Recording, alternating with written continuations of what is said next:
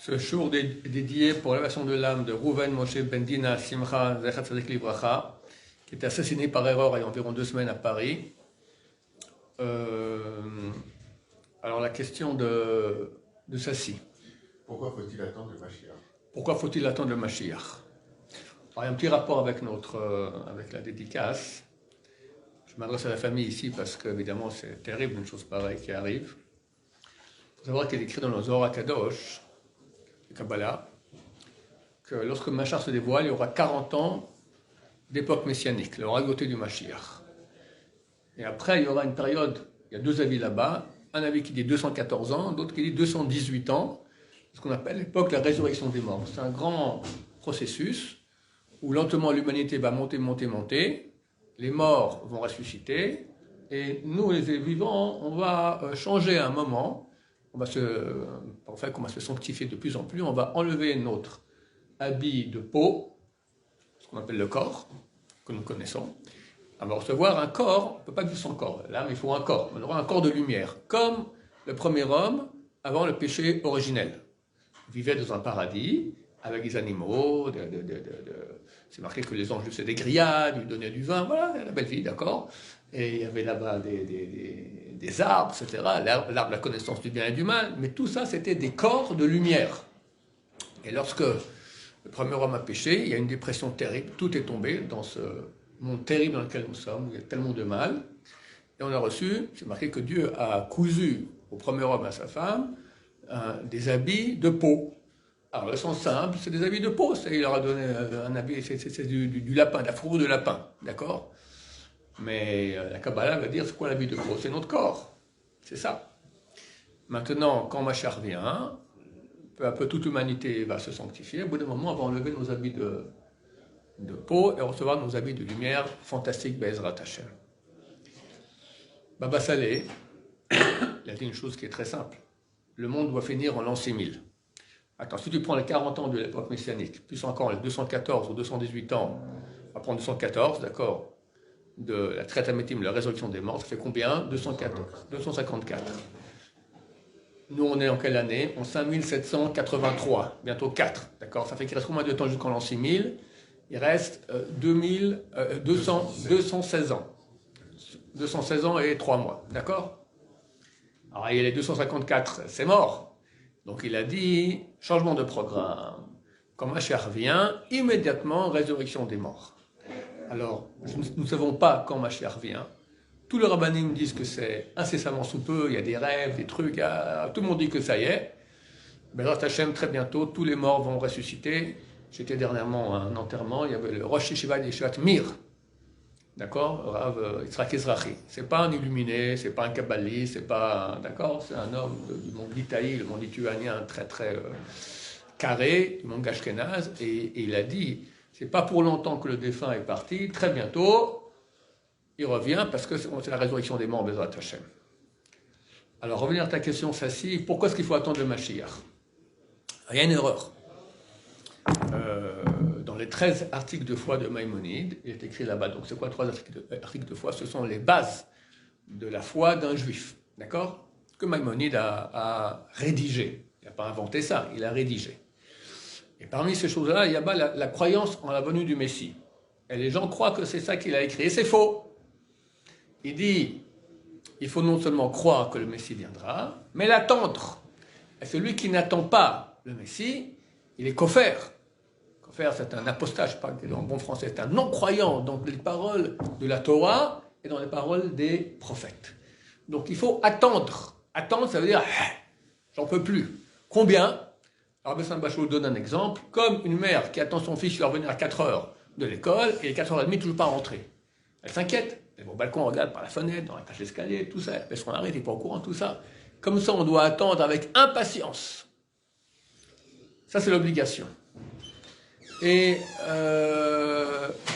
peu importe de quelle obédience juive orthodoxe on est. Chabad, c'est clair qu'ils en parlent beaucoup. Mais même le monde lituanien, qui a fait un peu une réaction à Chabad à l'époque, ils n'aimaient pas quand on parle du Mashiach. Mais c'est une grande erreur.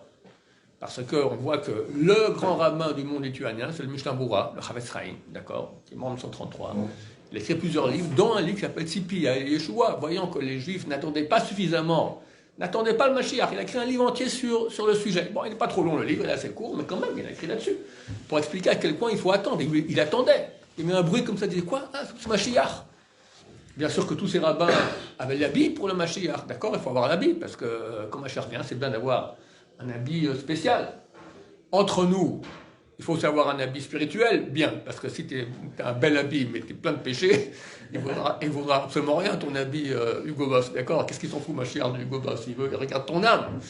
Le Mashiach, un des moyens que nous aurons de reconnaître Mashiach, c'est marqué Varicho Birat Hashem, marqué dans le prophète Yeshayahu. Il verra la Hirat Hashem, la crainte de Dieu que quelqu'un a par l'odorat. Berk, d'accord? Ah, je sens le paradis, d'accord? Comme Yitzhak. Yitzhak Avinu est aveugle. Rentre Yaakov Avinu avec déguisé en Esav. Esav était poilu, et donc sa mère Rivka lui a mis sur les bras la fourrure des kvassim, des brebis, d'accord? Et Yitzhak le bénit et il dit: ah, l'odeur de mon fils est comme celle du champ que Dieu a béni. Le paradis, c'est un jardin, le jardin que Dieu a béni. Rachid dit sur place, il n'y a pas de plus mauvaise odeur que la peau des brebis. Burk. Comment on dit qu'il y a une bonne odeur? D'accord? Alors, Yitzhak, il ne parlait pas du physique. Il sentait la Hirat Hashem, la crainte de Dieu qu'avait son fils Yaakov. Il dit: ah, je sens l'odeur du paradis.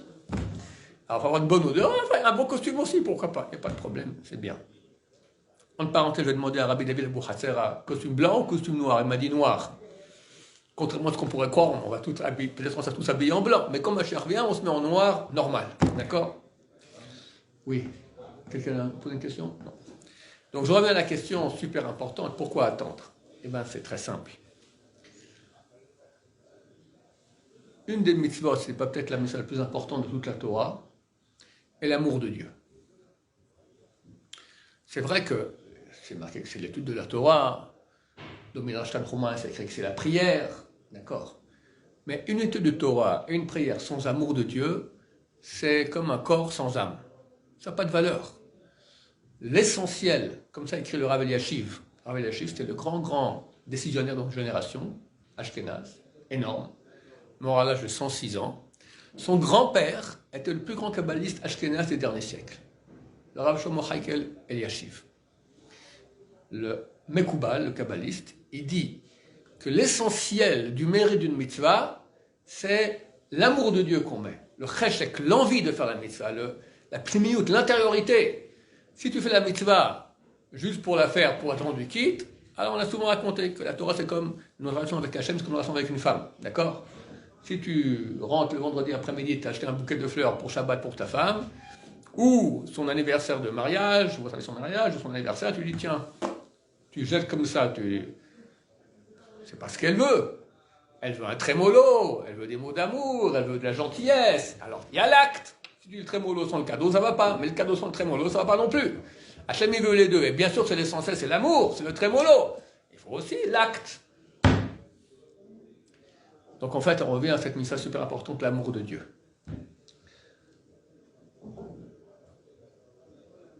Une femme qui aime son mari, d'un amour fou extraordinaire. Son mari aussi l'aime.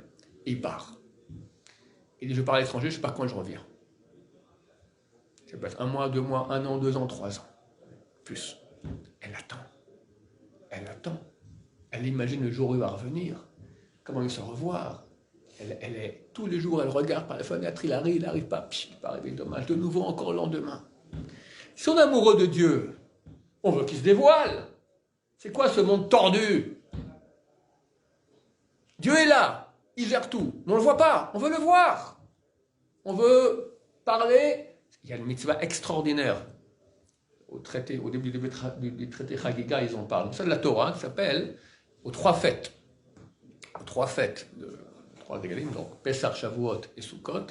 Chaque homme mâle du peuple juif devait amener un korban, un sacrifice, qui s'appelle sacrifice Re'iyah, sacrifice de la vue.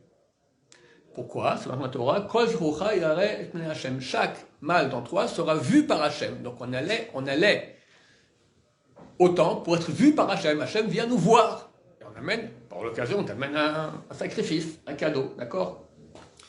Eh bien là-bas, Nagmara, il dit, c'était à deux sens. C'est-à-dire que, un, Dieu nous voyait, et nous on voyait Dieu. Tu me diras, c'est marqué, on ne peut pas voir Dieu et survivre. Oui, alors il y avait un certain dévoilement de Dieu. C'est ce qu'on veut. Quelqu'un qui est amoureux de Dieu. Il ne veut pas que ce monde plein de mal, ce monde de mensonges, ce monde où les gens ne reconnaissent pas l'oralité de Dieu continue. Il veut qu'il y ait un dévoilement de la vérité. Le mal, on va l'éradiquer, raus dehors, Dieu apparaît, tout le monde le reconnaît, c'est ce qu'on dit dans toutes nos prières. Alouch Be'ach, c'est la fin de la prière. Qu'est-ce qu'on dit là-bas? Que le mensonge disparaîtra, tous reconnaîtront à Dieu, se prosterneront devant lui, tous vont le louer, etc. C'est ça, c'est cette prière de Alouch Be'ach qu'on dit tous les jours à la fin de la prière. Les jours de Rosh Hashanah et Kippour, on le dit dans la prière, dans la Hamida. Tu n'as pas de prière plus importante que le Moussaf de Rosh Hashanah et le Moussaf de Kippour. Et dans ces prières-là, on parle, à l'intérieur, on dit ces grandes louanges à Dieu qu'on attend tellement en ce moment. Quelqu'un qui est amoureux de Dieu, il veut qu'il se dévoile, il n'en peut plus. Comme la femme qui attend son mari. Et puis si elle dit mon mari, je m'en fous quand il revient, ben t'es pas amoureuse, quoi je m'en fous?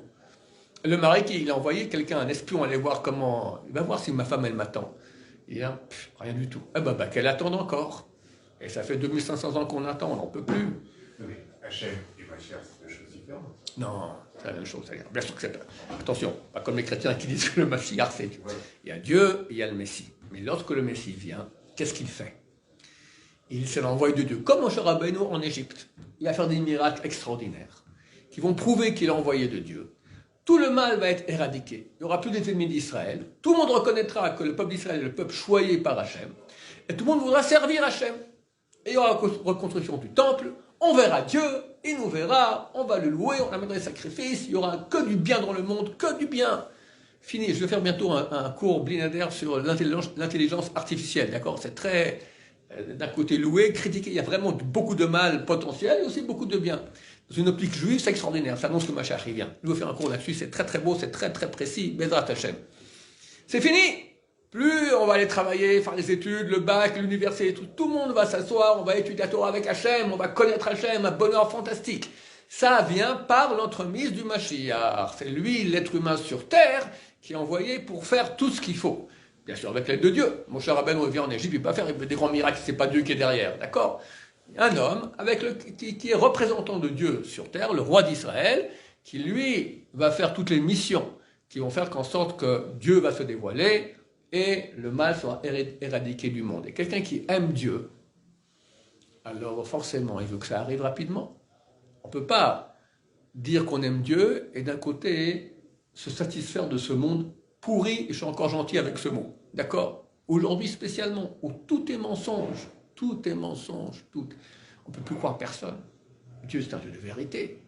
Il y a tellement de mal, tellement de tristesse, tellement Et la pire des choses qu'il y a, qui amène tout le mal, la débauche sexuelle. D'accord? Voilà. Internet. D'accord? La poubelle du monde. Alors, il y a du bien. Baruch Hashem, il y a des cours qu'on donne sur Internet. Mais le pourcentage, c'est un... Heureusement, c'est marqué peu de lumière repousse beaucoup d'obscurité. On ne peut pas se satisfaire de cela.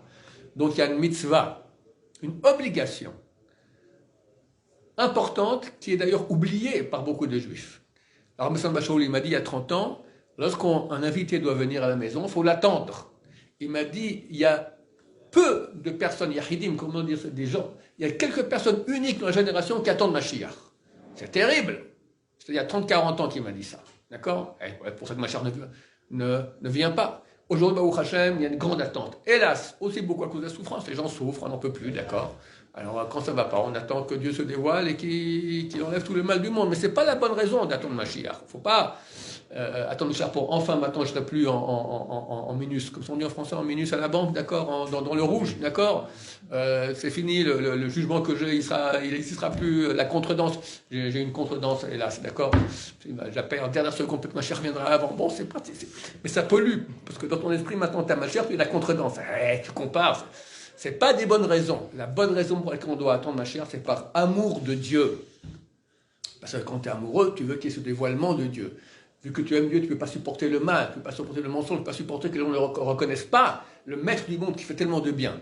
Par amour de Dieu, nous attendons ce moment avec impatience. Oui. Deux petites questions. Un, où est-ce que c'est marqué dans la Torah que Mashiach doit venir, qu'il y a un Messie qui doit venir, tout? Est-ce que C'est marqué à plusieurs endroits. Ouais. C'est marqué... C'est marqué en sous-entendu? Non, clairement, c'est marqué clairement. C'est marqué dans la bénédiction que Yaakov fait à ses enfants, sur Yehuda, Ad Yavo Shilo. Velo Hikat Amim, ça se viendra à Shilo, c'est un des prénoms de Mashiach. Velo Hikat Amim, et à lui, tous les peuples s'assembleront autour de lui. D'accord? Ça, c'est une fois dans la Torah. Deuxième, dans 2-3 semaines, on va lire Parashat Balak. Là-bas, le prophète Bilham d'Igoïm bénit le peuple d'Israël et il parle à plusieurs reprises du Mashiach, dans la dernière partie. Kam Shevet Misraël, se lèvera un dominateur d'Israël et tous les peuples seront sous sa tutelle. Non, clairement. Ça, c'est dans la Torah. Maintenant, dans les prophètes, des kilomètres et des kilomètres. Prends Isaïe, prends tout. Il n'y a pas un prophète qui ne parle pas du Mashiach. D'accord? Mais dans la Torah de Moshe Rabbeinu, ça, c'est écrit. D'accord? Donc nous savons que ça va être ainsi. Et pour aujourd'hui, plus aucun doute, parce que si on vivait il y a un siècle, on aurait dit, bon, heureux le niais, le naïf qui croit à ses sornettes. Mais aujourd'hui, on voit que toutes les prophéties annonçant Mashiach se sont dévoilées. C'est marqué dans la Gemara, dans le traité Sanhedrin, page 98b. C'est une prophétie de Yecheskel 36. D'ailleurs, ça vaut la peine de lire Yecheskel 36, c'est phénoménal. Là-bas, c'est écrit, Dieu nous ramènera en terre d'Israël. Pas parce qu'on est des gens bien, parce que son nom est profané parmi les peuples, quand il voit quand le peuple d'Israël est en exil et souffre, on est peuple de Dieu. Voilà, c'est ça le peuple de Dieu. Les chrétiens ont dit, c'est bien fait, les juifs sont condamnés à vivre éternellement dans la souffrance et dans l'exil, parce qu'ils refusent de reconnaître leur vraie idole. D'accord?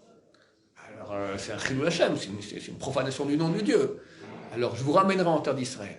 La terre qui était aride donnera ses fruits de façon abondante. La Gemara, que je citais maintenant, Sanhedrin, page 98, dit, ça c'est le signe le plus clair, comme quoi le Mashiach il arrive. Prends la terre d'Israël. C'est une terre qui est extrêmement fertile, dans laquelle coule le lait et le miel. Pourtant, durant presque 2000 ans d'absence juive, enfin dire de non-maîtrise de la terre d'Israël par les Juifs, mais par les Arabes notamment, elle ne donne rien. Un désert aride. Mark Twain, un grand écrivain américain, il y a environ 120 ans, il a fait un voyage, 140 ans, il a fait un voyage ici en Israël, il dit, mais c'est la désolation. Il y a des ronces, des cactus, rien. Regarde ce qu'il y a aujourd'hui. C'est un des pays, au niveau agronome, les meilleurs au monde. On exporte, nous, les fruits qu'on a ici, qui sont très bons, c'est rien, c'est la gnognotte. Tous les bons fruits sont exportés à l'extérieur. L'agronome israélien, c'est les meilleurs agronomes qui sont connus dans le monde entier. D'accord? La terre donne ses fruits de façon abondante. Et puis, la terre va donner ses fruits de façon abondante. La terre, maintenant, ils ont retrouvé encore il y a 2 semaines maintenant une nouvelle nappe de gaz, 300 000 cubes, sans parler de 2 autres clients énormes. Et il y a des diamants, il y a une mine de diamants, on a trouvé des diamants très très rares, d'accord? Et puis, il y aura la tchouva, le peuple d'Israël qui fait tchouva, il n'y a jamais eu un mouvement de tchouva de l'histoire. Il y a eu à l'époque de Mordechai et Esther, mais à cause de la crainte qu'ils allaient être tués tous, alors ils ont fait tchouva. Mais là, il n'y a aucune crainte, c'est par amour de Dieu. Le monde de la Torah qui n'a jamais été aussi grand ni en qualité ni en quantité durant tout l'exil. Tous nos ennemis autour de nous, qui auraient dû nous bouffer en petits morceaux de point de vue rationnel, d'accord, d'après les projections rationnelles lorsque l'État d'Israël a été créé, ils ont dit ce pays a 20 ans à vivre. Après, voilà, terminé, t'es entouré de millions d'Arabes qui te détestent, beaucoup plus forts, et en qualité à l'époque, au niveau des armes, ils étaient mieux armés que nous, et en quantité. Et Dieu, il a réglé le problème, d'accord? Terminé. La Syrie qui est notre pire ennemi, guerre civile, 350 000 morts, Baruch Hashem. Saddam Hussein, je me souviens quand moi j'étais à l'armée, le général nous a dit, vous ne pouvez pas imaginer la puissance de l'Irak. C'est des dizaines et dizaines de fois une armée plus puissante que la nôtre. Et ils sont en guerre contre les Iraniens. Et ils ont des millions de morts. Kanirbo. D'accord? Vient l'Amérique, plus de Saddam Hussein, plus d'Irak. L'Égypte, ils ont fait la paix avec nous. La Jordanie aussi, l'Arabie Saoudite aussi. C'est miraculeux. Reste l'Iran. Mais l'Iran, c'est le dernier acte, d'accord? Ça, c'est Amalek. Ça, c'est le dernier acte pour très bientôt remercier Hachem. Donc, si on vient il y a 100 ans avant ces événements, on aurait dit, bon, ok, il y a des gens qui croient, mais maintenant que tu vois qu'il y a tous ces signes-là, on va vers quel... C'est pas pour rien qu'on a venu. La Shoah, c'est marqué le début du dernier chapitre de Daniel, c'est marqué qu'avant la Géoula, arrivera un malheur au peuple d'Israël qu'il n'y aura jamais eu durant toute l'histoire. Et ceux qui sont inscrits dans le livre seront sauvés. On a vu la Shoah, des gens ont été sauvés de façon miraculeuse, d'autres pas. Qui, quoi, comment, c'est tous les calculs qu'on ne sait pas. Mais c'est écrit qu'il y aura un événement qu'il n'y aura jamais eu durant toute l'histoire. Est-ce qu'on peut imaginer une chose pire que la Shoah? Raison de plus, enfin, je veux dire, parce que beaucoup de gens restent sceptiques par rapport à cette vision du Mashiach disent de toute manière, il y a eu la Shoah, et ça a été des massacres, il n'est pas venu Mashiach. Pourquoi là maintenant, quelque part, le Mashiach il va arriver? Il ne faut pas être impatient, entendre ce que je dis. Impatient, c'est pas de l'impatience, c'est une réalité atroce. Si on vivait actuellement encore dans le même exil qu'il y a 100 ans, et qu'il y a eu la Shoah, alors tu aurais peut-être raison. Regarde, on souffre, peut-être c'est les chrétiens qui ont raison. Là, je te dis, écoute, on a souffert, terrible. C'est écrit qu'il y aura cela avant que Mashiach vienne, et regarde ce qui s'est passé dès lors. Retour en terre d'Israël, la terre qui donne ses fruits, le monde de la Tchouva, le monde de la Torah, les victoires sur les ennemis, tout cela dit, Mashiach il arrive. Tout cela dit, et l'intelligence artificielle aussi dit, comme je vais expliquer bientôt dans un cours, Mirza Hashem. Donc la réalité montre que ces prophéties qui sont écrites dans les prophètes se réalisent. Il faut lire chapitre 36 et Cheskel. Les villes détruites seront rebâties. Tu as des villes anciennes, antiques, d'accord, rebâties aujourd'hui au l'endroit où elles étaient, de nouveau. C'est extraordinaire. Il y aura de nouveau à Jérusalem des vieux avec des cannes et des enfants en train de jouer. Le Ramban, il a été expulsé d'Espagne en 1200 et quelques. Il est venu à Jérusalem ici faire les fêtes Kippour. Il n'y avait pas un minyan. Il y avait 3 juifs ici. Regarde ce qui se passe aujourd'hui. Aujourd'hui, il semblerait que la moitié du peuple juif est déjà en terre d'Israël. Ça veut dire quelque chose. Alors que c'était complètement anormal. Donc, quelqu'un qui voit tout ça, il ne dit pas Mashiach il arrive, il manque un grain, en bon français. Et aussi, dans 216 ans, il n'arrive pas. Il n'y a pas une chose pareille. 216 jours, tu veux dire, Bezrat Hashem. Oui. C'est vrai qu'on est confiant à Baruch Hashem, mais il faut être confiant. Attends, je pourrais répondre. Il faut ouvrir les yeux. Comprenez ce qui se passe. Je ne comprends pas. Il n'y avait personne en terre d'Israël. Maintenant, il y a un État juif. Cet État, il était goy. Il est devenu maintenant, avec les dernières élections, il est devenu pratiquant. Il n'y avait pas de tchouva toute histoire. Il y a la tchouva. C'est marqué que le Mashiach ne peut venir que par la tchouva. Il y a un mouvement de tchouva énorme. Le monde de la Torah qui est extraordinaire. Les victoires sur nos ennemis. La terre qui donne ses fruits. Tout cela est écrit. Ce sont les signes. Alors, on reste aveugle. Tu me dis, s'il n'y a pas avant 216 ans. Mais regarde. Si ça s'est fait, ça s'est fait, ça s'est fait. Pourquoi le dernier acte n'aurait pas lieu? Hein? C'est pas normal. Si rien n'a eu lieu, tu pourras encore dire, moi je te dirais, t'es pas un croyant, t'es un incroyant. Je dis, ok. Mais maintenant, c'est plus une question de croyance, c'est des preuves. T'as ça, et ça, et ça, et ça, et ça, et ça, et ça. Alors, il manque le dernier acte. Il va venir très bientôt, Bezrat Hashem. Oui. Est-ce que parce que j'ai entendu dans d'autres mouvements quelque part où il y a une histoire de vrai messie et de faux messie. Est-ce que chez nous il y a cette histoire-là qu'il y aura... Il y a plein de faux messies. C'est quoi il y en a eu durant l'histoire. Chez Mishmor. Il y avait le Rambam, il écrit qu'à l'époque de son père, le Rambam, c'est bientôt 1000 ans, 900 et quelques années. Son père était Rabbi Maimon à Cordoba. Il raconte qu'à son époque, il y avait une grande ville en France qui s'appelle Lyon. Il y avait là-bas 10 000 juifs. C'est que 10 000 juifs pour l'époque, dans une ville européenne, 10 000 juifs, c'est énorme. Je ne sais pas s'il y a 10 000 juifs aujourd'hui à Lyon. À l'époque, il y avait un faux messie. Et qu'est-ce qu'il faisait? Un peu comme Tarzan. Il sautait d'arbre en arbre, comme ça, avec des lianes. Vraiment, d'accord. Et il a dit qu'il était le Messie. Et des gens ont cru en lui. Il a dit, on part en Israël. C'est une histoire terrible. Ils sont partis.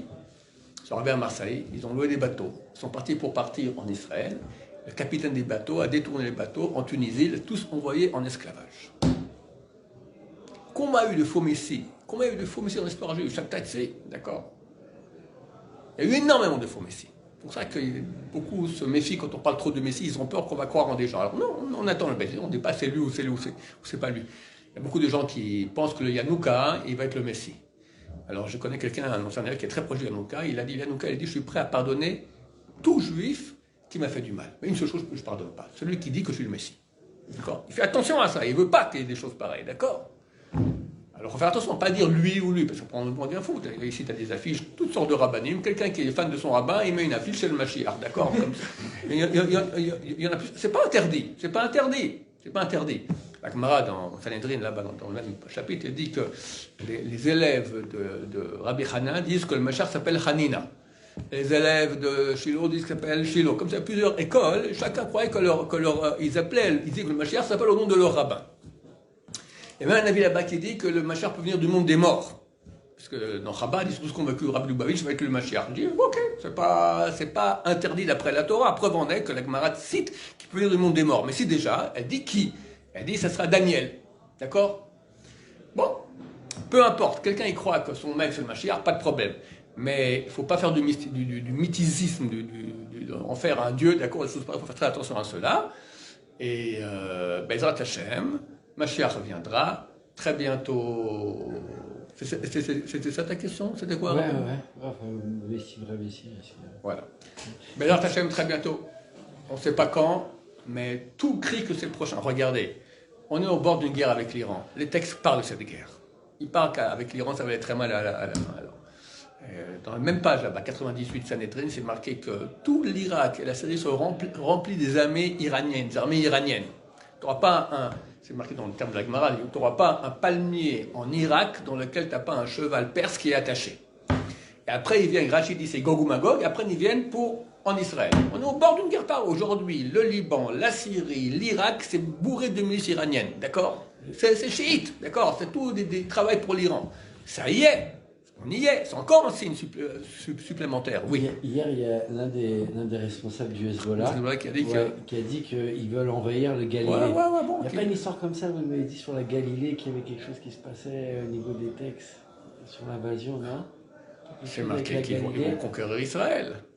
Mais Bras Hashem, le rabbin Shimon Bashaoul, et on dit qu'aussi le Bouavish, il a dit comme ça, il a dit Gog ou Magog, il y aura. Mais sans souffrance. Il dit qu'à mon avis, comme ça il a dit le Rav, il m'a dit, à mon avis, toute la souffrance de Gog ou Magog, inhérente à Gog ou Magog, c'est une guerre terrible, tout ça est passé dans la Shoah. Et on voit aujourd'hui qu'il y a des miracles fantastiques. La dernière guerre, il y a eu 1400 missiles. 2 morts qui ne sont pas de notre peuple, d'accord? Il faut se réveiller, c'est un miracle. Alors pourquoi maintenant ça irait mal? Au contraire, c'est un monde de Torah qui grandit, beaucoup de tchouva. Il y a tellement de mérites que Be'ez Hashem, je vais raconter une chose aussi très bien. J'ai un rave qui est très digne, très rigueur. Et un jour, il a dit, c'est écrit dans le Talmud, que le Mashiach il vient, soit une génération entièrement coupable, soit entièrement méritante. Il m'a dit, moi je crois qu'on est dans une génération complètement coupable. J'ai sauté, je lui ai dit, mais non, il y a plein de balais, etc. Ok, en tout cas, c'est un grand sadique cet homme-là. Baruch Hashem, mon voisin de palier, qui était très proche de Rav Chaim Kanevski, il m'a dit que les petits-fils de Rav Chaim Kanevski ont posé la question. Grand-papa, on est une génération entièrement coupable ou entièrement méritante? Il a dit entièrement méritante. Ben oui, mais à tous les noms religieux, il a dit un petit coup de pouce en avant du ciel, tout le monde la fera toujours, Bezrat Hashem. Voilà, donc ma chère viendra, méritante, sans douleur, très rapidement, très bientôt, on le verra. Je raconte une chose supplémentaire aussi. Je ne peux pas ne pas le dire. Tu me butes dans 216 ans, tu me parlais de Mashiach. Il y avait un rabbin, Zechet Tzadik Kadosh Livracha, que j'ai fréquenté très proche. Il s'appelait le rabbin Nissan Abba Shaul Zatzal. Non seulement il va voir, je voyais tout, mais il a dit, voir c'est facile. Ce qui est dur, c'est changer. Il avait un pouvoir de changer les choses dans le monde extraordinaire. Un homme qui devait être Mashiach, c'est Baba Meir, le fils de Baba Saleh. Je suis actuellement en train de lire un livre sur lui qui est sorti dernièrement. Mais les miracles qu'il faisait, sa grandeur en Torah, énorme, phénoménal. Il a dit, tous les sages de cette génération sont passés le seuil de ma porte, aucun égalé le Rabbi Tzon Abba Shaul. C'est un homme de calibre énorme. L'actuel Rosh Hashiva de Porat Yosef, le Rav Moshe Tzadka, dit, c'est phénoménal, il n'y a pas une parole qui disait qui ne se réalisait pas. Ça, c'est mon introduction. Un jour, j'ai eu la chance d'être assis avec mes parents. Mon père Blainara a eu 89 ans vendredi passé. Blainara a encore une longue vie. Avec mes parents, moi-même, ma famille, et le Rav et sa famille. Je dis, Kvod Rav, nous là, on verra Mashiach. Il a dit, moi je ne sais pas, mais vous oui. Parole d'un grand d'Israël. Donc c'est pas dans 216 ans. Et peut-être même pas dans 216 jours. Quand je ne sais pas. Mais Hashem, très bientôt. Baruch Adonai, l'olam, amen, amen. Ouais. Sur ce, tu bien. dis, à Ouais, toi, Non, c'est bien. Enfin, moi, j'aime votre optimisme et on en a besoin et tout ça. Vous savez, il y a un Rav qui avait fait une conférence justement sur au niveau de la Shoah, qui disait justement tout où était Hachem durant la Shoah, d'accord. Et ce Rav-là, il rapporte que Chas Shalom, je répète bien Chas Shalom, mais on risque peut-être Chas Shalom du deuxième Shoah quand on voit l'état d'Israël vers quoi on s'oriente. Vous voyez bien qu'aujourd'hui, on se définit comme un pays, mais presque laïque. On est content parce qu'il y a un championnat du monde d'Israël, de championnat de foot. Écoute-moi bien. On dit, ouais, c'est ça. Arrête de parler. Tu dis n'importe quoi. Ouais, tant mieux. Parce que si tu compares la situation Tant mieux. de l'État d'Israël il y a 50 les ans. injustices, vous voyez. Attends, si tu compares la situation de l'État d'Israël il y a 50 ans aujourd'hui, il y a 50 ans c'était l'enfer du point de vue juif, aujourd'hui c'est le paradis. Mais tu ne te rends pas compte comment ça a changé. Tu vois le mal qu'il y a aujourd'hui, tu dis c'est terrible. Mais tu peux pas imaginer ce qu'il y avait comme mal, c'était 100 fois pire. Ouais. Ça n'existait pas des religieux. C'était complètement laïque, c'était terrible. Aujourd'hui, c'est fini, ça revient. Il y a une étude sociologique qui a été faite il y a quelques années par une boîte non religieuse en Israël. Ils ont pour un échantillonnage de la population israélienne, ils ont posé une trentaine ou une cinquantaine de questions. Le résultat, la population israélienne est en train de vivre une révolution interne extrêmement grande de rapprochement à la Torah qui n'est pas un effet de mode. Bien qu'il y ait beaucoup de non-religieux, mais aussi se rapprochent. Est-ce que vous ouvrez une fois la Bible pour lire? Une fois par année? Oui. Est-ce que vous pensez que Dieu gère le monde? Oui. Des non-religieux. Vous pensez qu'il y a une incidence entre le comportement des Juifs et le destin du peuple juif? Oui. Des gens non-religieux, énormément. Tu te rends pas compte de ce qui se passe. La fille de Moshe, tu connais Moshe Dayan? La garde de 6 jours, le type l'avait comme ça. Sa fille, j'ai connu la fille de Moshe Dayan, elle dit, ils ont mis en première page dans le journal, moi, Yom Kippour, je vais à la plage. On la voit en maillot de bain à la plage. C'est une honte. Mais c'est fini, tu n'auras plus un truc pareil aujourd'hui. T'as une minorité qui crie très très fort. Pourquoi la gauche crie tellement fort aujourd'hui? D'abord, ils sont payés par des gens à l'étranger, des réformistes, parce qu'ils sentent que c'est leur fin. Donc la situation d'Israël, elle n'a jamais été aussi bonne que cela. Je m'attends le grand Israël qui a dit, entièrement méritante. Tu veux quelque chose de plus que cela? Baruch Adonai, l'olam, amen, amen.